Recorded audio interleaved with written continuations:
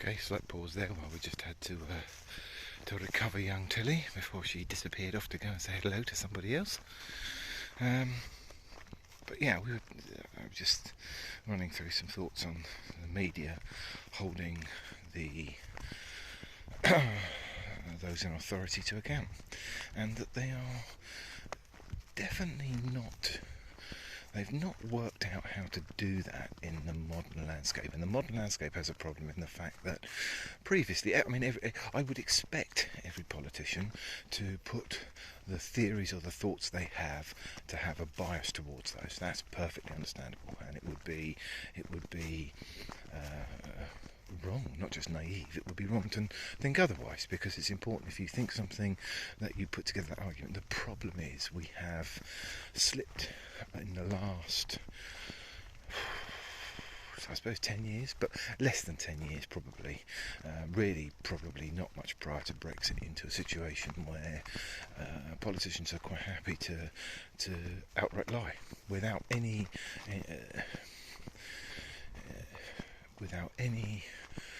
second thought. They will just lie. They will say something that is blatantly untrue and not be they're not questioned, they're not continually questioned, they'll repeat those things. So it's happening far too much,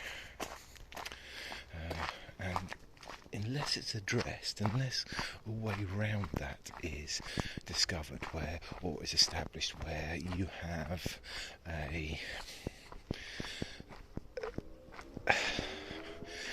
media or mediator between two parties that is willing to actually establish when something is just completely untrue. So you can have an opinion, two different opinions on a fact. That isn't a problem. But what you can't do is you can't have a position where one person can say one thing that is literally completely untrue. So say, for example, Liz Truss,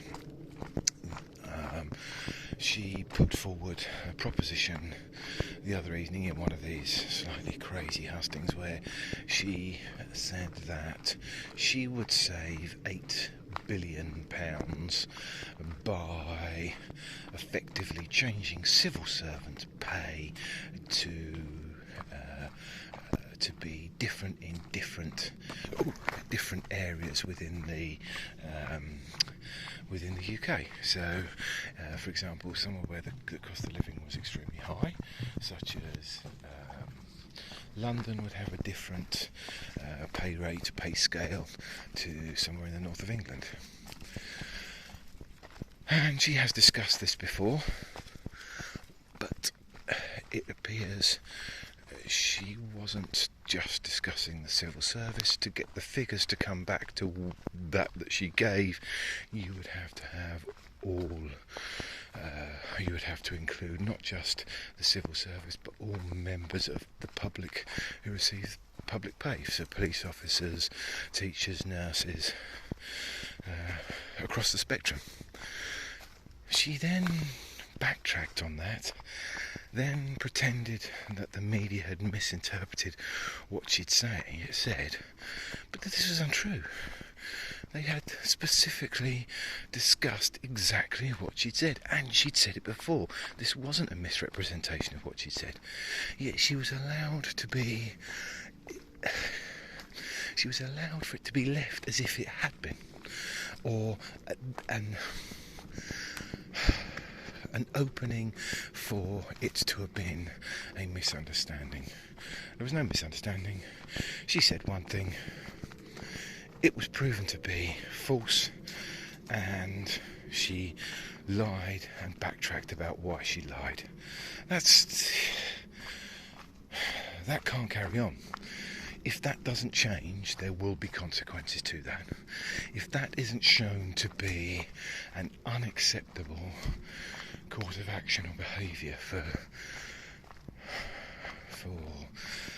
the powerful, politically, and in other sections of society, then there will be very severe consequences down the line to that behaviour. I think this is fundamental. You can't, until that person admits it and admits that they have misled you, then they should lose their... You can't move on from that. So it would be different. So she's entirely within, and it's important that she can have that position, so she can fight that argument and say, no, I believe that they should do this because of this, this, and this. So she's quite able to. It would be. I personally wouldn't agree with it, but she's definitely well within her political rights to put together an argument where she says exactly what she claimed, exactly what she stated. She could put together an argument to say, no, I think the civil servants, the people in the civil service, and those who are paid by public bodies should earn different amounts for working in different regions, because of the cost of living in those different regions is so great that it would be a sensible policy to do that. We could save a lot of money and it would put people on an even footing. Now, there are a myriad of arguments why that's a terrible idea and just cobblers full stop. But she is entitled to put that argument. That is an opinion and an objective argument that she can put. What she can't do is pretend she didn't say something she did. That's just unacceptable. That can't be moved on from. That can't be glossed over.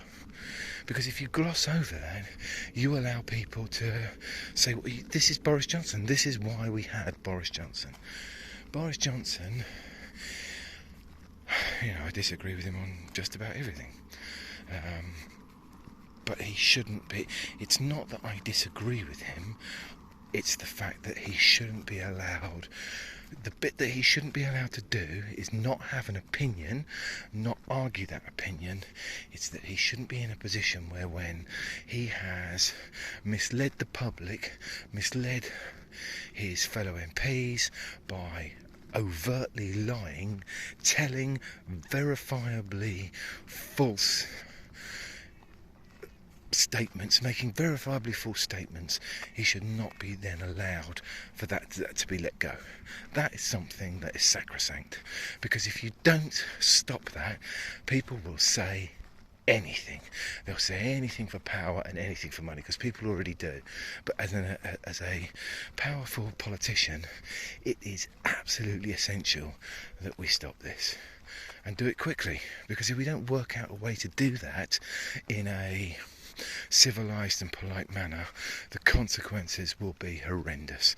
There are decisions coming up for the next generation that, if people are allowed to lie and mislead, will have devastating consequences for future generations. And when I say devastating, I mean people will suffer in immeasurable ways.